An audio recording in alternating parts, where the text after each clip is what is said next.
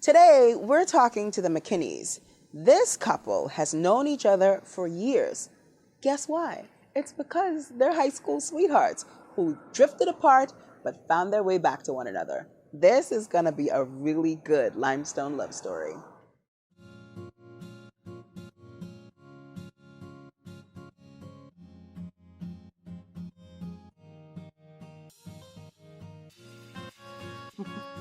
The first time I saw him, please don't make this sound bad. I thought he was gay.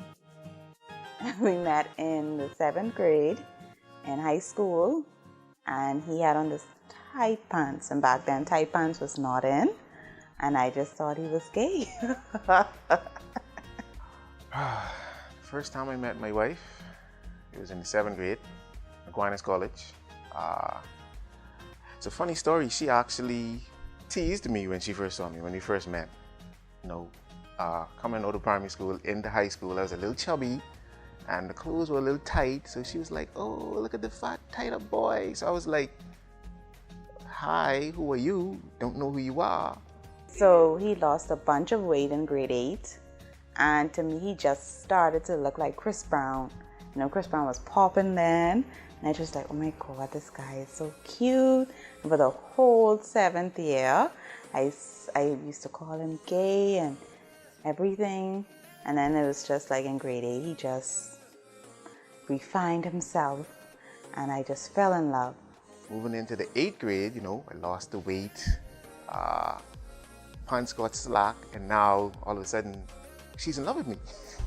So now it went from the tight up fat boy to I won't like you. So I'm still mad that you was calling me fat and tight. So now I don't like you that much, but you like me. So fast forward to the 9th grade, I say, okay, I'm gonna give it a try. Because you like me, I think I like you now. Okay, and that's how we met and made it official. We didn't start dating in grade 8. We started dating in grade 10, and then we broke up two years later, and then we were off and on. We've been on from 2014 now. So you two are high school sweethearts. You are literally living, breathing, black version, Bahamian version, Lifetime movie type tease right now, right? This is really what it is. Tell us the story. So we met in grade 7. We did not like each other. We heard. I used to bully him. Cyberbullying and bullying in general is not something that we advocate here at Keys to My Heart. However, apparently, it happens. But in grade 8, he lost a lot of weight, and he started to look like Chris Brown. So basically, the man got fined. Yes, he did. He done hit his glow up. Yeah. And here you go. I fell in love. But he was like, no, you used to bully me, like, out on your run, get your picky head. He had his little revenge. Yes, it was revenge. So not until we were in grade 10, he came to me and was like, oh, he's go now, right? And I was like, what? Yeah. He's like, yeah, we go now. And I was like, okay. So we dated like 2 years, and we broke up. Grade 12. Why did you break up? I moved schools, and his parents were like, oh, we trying to groom him. I knew they did a very great job. So we don't want him dating right now. So we just broke up. Yeah. Yes. So I think you were lying to them, eh? You didn't tell them we were going, eh? No. Yeah. So I think they found out and it was like, no. Yeah. So we broke up, and then we went our separate ways, but we still were dealing. Shame. Shame. Dealing. So we still say that? Is that something that actually people say, oh, yeah, we deal? Really? Is that a thing? Yes. So they was dealing. So in 2014, we got back together, and then the next year we got engaged, and now we're married. I mean, listen, it's not just a Lifetime movie, apparently. It actually happens in real life, which is adorable. So I think one of the things that drew me to you guys' story was the fact that you're two relatively young people who have known each other for years. How do you think knowing each other for such a long time and like going through your teenage life, how does that impact the love you guys share now? It makes marriage easier because like when something goes wrong, you'll be like, and he say, okay, I all right, but I know right. you ain't all right. Like you can't tell me you all right. I know you. Like how I know myself, I know you. So it makes it easy, and we don't have to figure out, like, I don't have to walk on eggshells. I don't have to figure out or try to get to know someone. Like, I know you. So I know when you're good, when you're bad, when you're sick. I know all of that. And I don't have to I wonder if she like this, or I should try to ask her if she, no, I already know that. I know that from time. It ain't changed. It ain't gonna never change. It is what it is. Yeah. And I know what it is. Yeah. Okay. I think you guys also said you have a baby. Yes. How old is the munchkin? He's 10 months. He's 10 months. What has that been like? It's been wonderful. I mean, many sleepless nights, but it's something I don't regret. I won't take back. I love my baby. He's so cute. Mamas be mamaring, child. You hear that? All the mamas be mamaring. Wonderful experience. We had a lot of practice too, God kids, nieces, nephews. So it's just, only difference is now I can't return them. So yeah, I have and then it makes the experience is better because it's who I'm sharing the experience with. How has having a child after being in a relationship, because y'all have been in a relationship with each other since you was little jits, you know what I mean? You have not had to share anyone else's attention, none of that. So how do you navigate maintaining your Spice? Yeah, all of that. We don't have, because of Corona, we Yeah. don't have date nights. No. But we do drop them off. We do drop him off by his grandparents. Come on, Granny. Yeah, they come Come in the on, clutch. Granny. And he has a babysitter. So we just, whatever time we have, like if I get off early, I'm going to go home and just kiss up on my husband for like an hour until it's time to go get him. Yeah. And we make time. I think Corona has made it a little bit different, but it isn't bad. We still find time to just be each other's company for the night.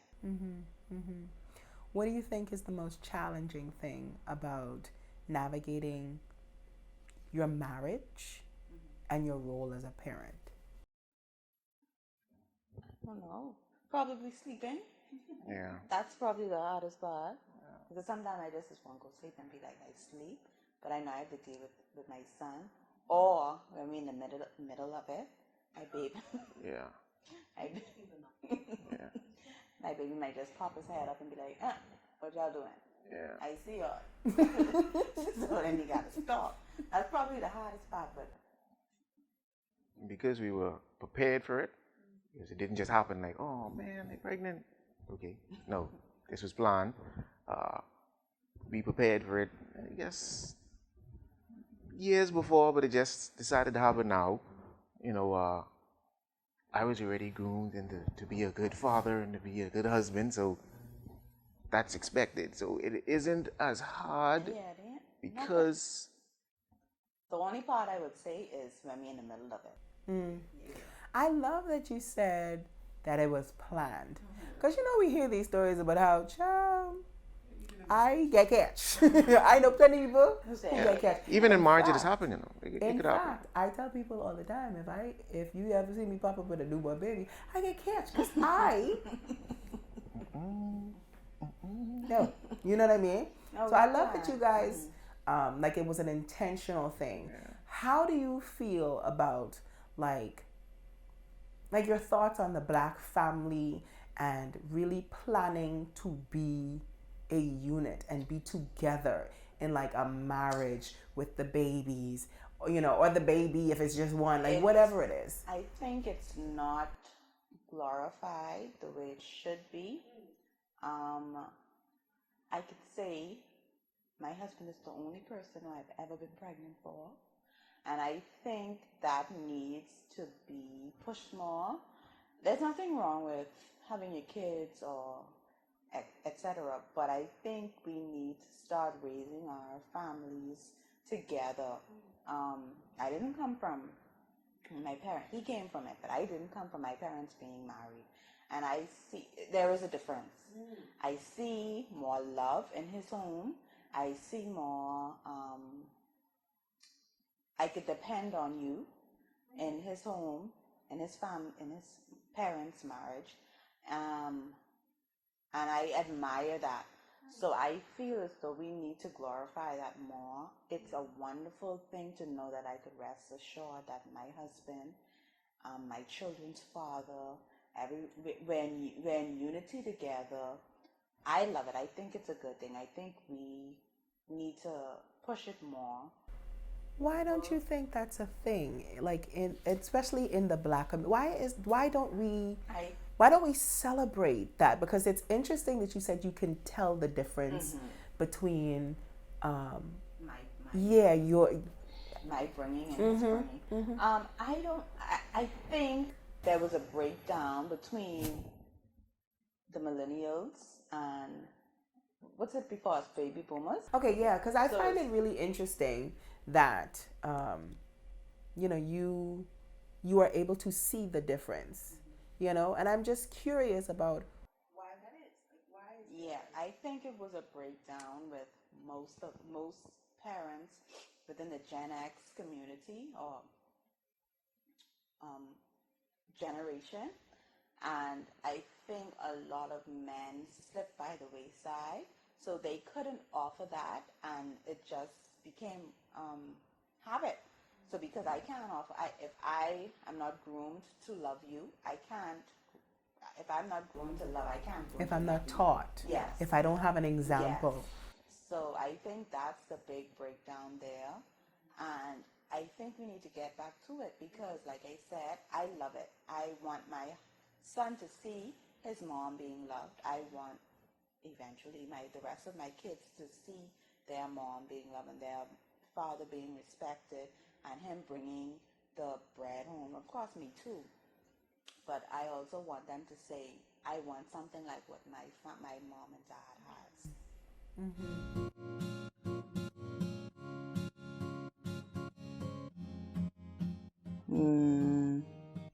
Him. Me.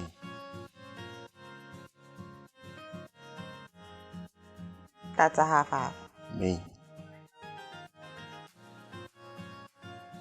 Him. Him. Me. Me. Her.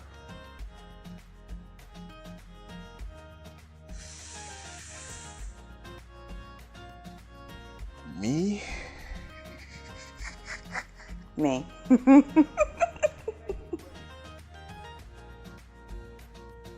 I have him wrapped around my finger. I know that's right. That's me. That's me. That's me. He's passionate. He's very caring. He thinks of others before he thinks of himself, and I love that about him. I love that she is the more strong-minded and more outspoken one for us two.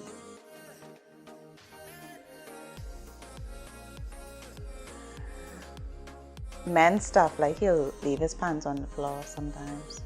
Like he'll take off his pants and put it right down the floor. And I try not to pass. Yeah. Yeah.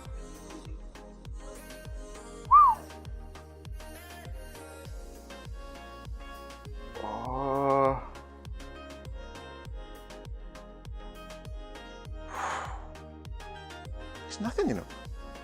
It's nothing. It's nothing.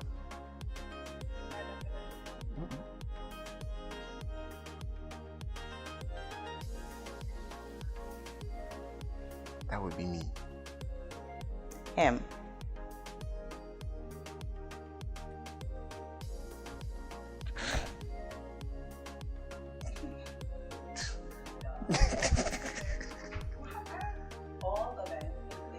No, I don't think that. I know that.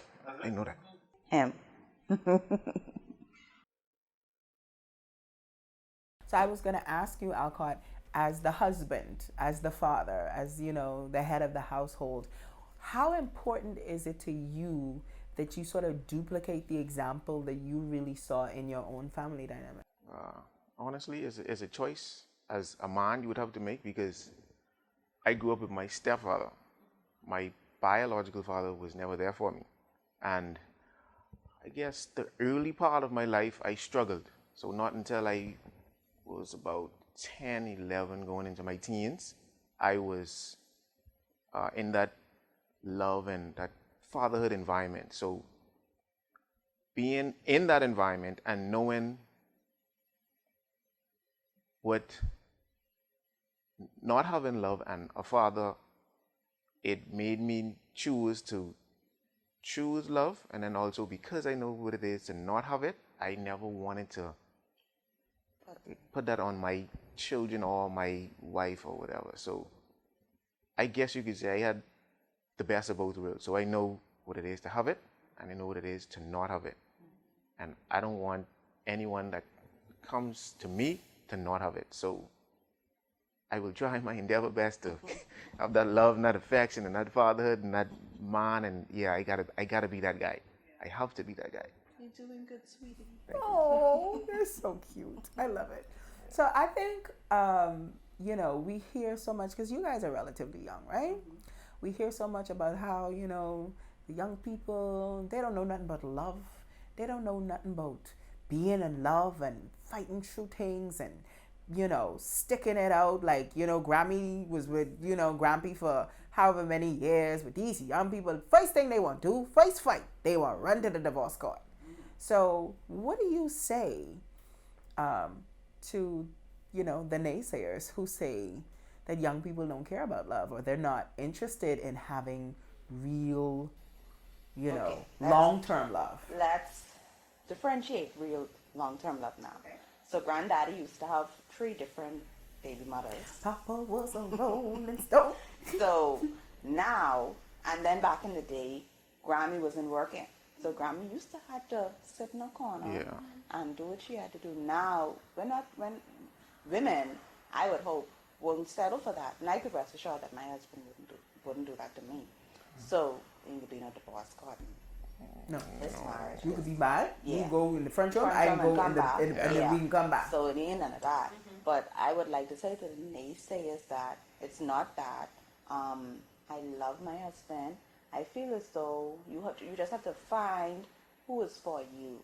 And I think we groomed each other for each other because we were in and out so long. But I love love.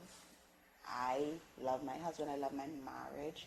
I've never woken up and said from October 1st, 2016, I regret marrying my husband. I've never said it. He's made life so much easier dealing with things. I know, rest assured, I could always go to my husband and depend on it. Mm-hmm. How do you feel?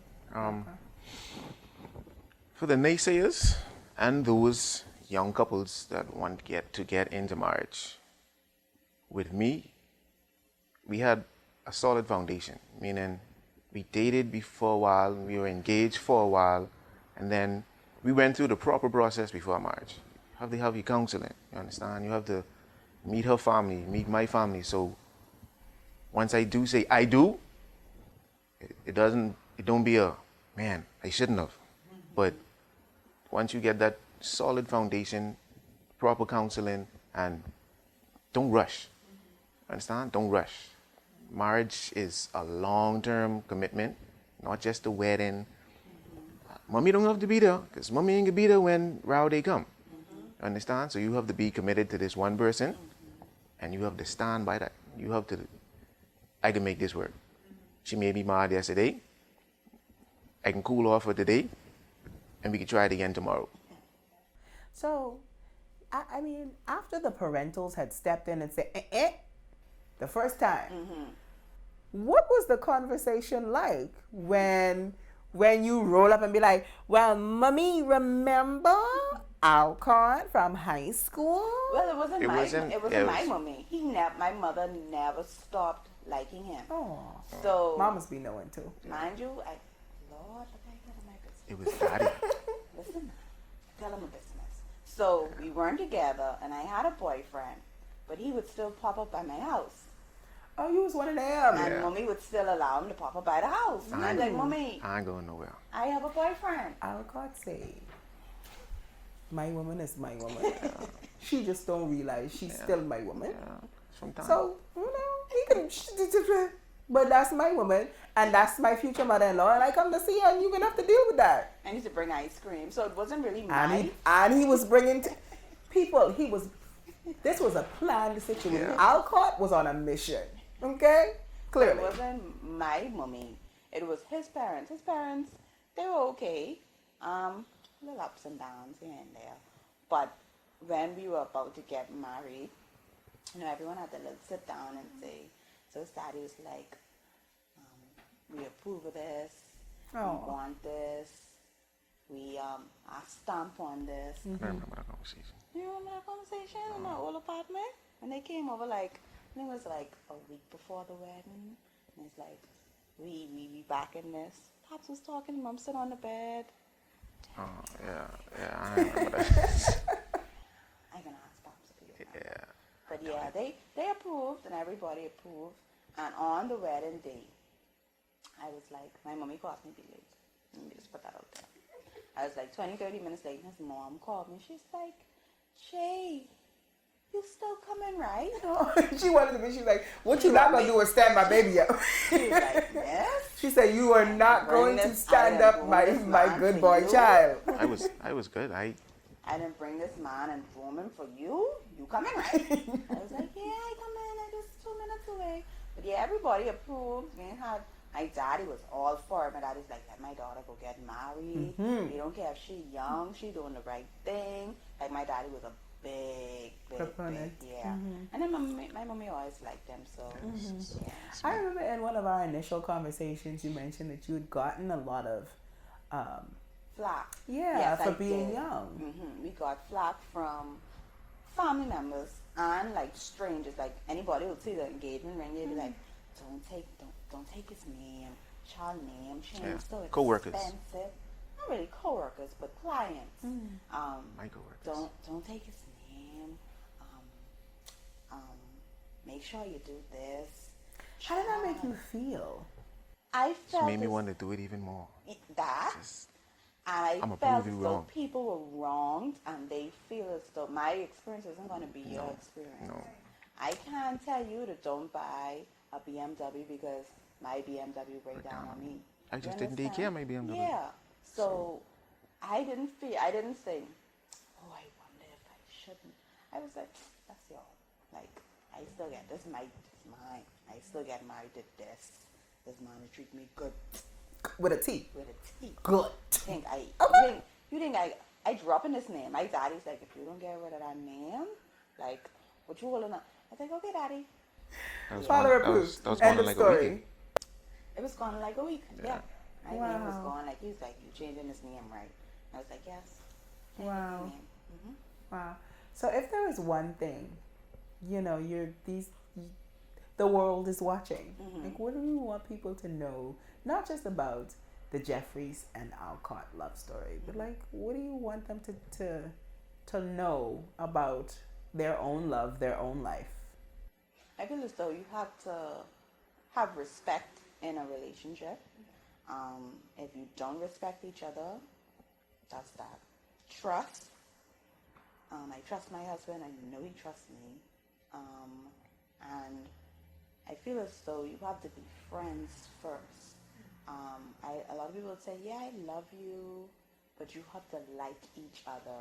If you don't like someone, that love doesn't make a difference. Like, you can't, like, yeah, I love you, and if something happened to you, okay. But I have to like standing to be around you. Like Simple things. Your presence. Yeah. Like, and if I can't be around you, then that's an issue. So I feel as though you have to just make it work. A lot of people said, oh, the first year could be so hard. Then this. It wasn't. Our first year wasn't hard. I haven't bucked into the hard year It yet. doesn't say I ain't had a hard day yet. I mean, I'm looking for it. I'm looking for the hard I ain't year. looking for it. But, you looking for it? Yeah, I'm coming. I didn't say. That's a good husband. I know. But yeah, I just think love is a good thing. We need more of it.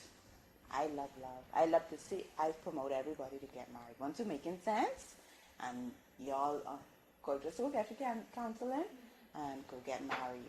I feel I love it. I love it. I do. I love black love.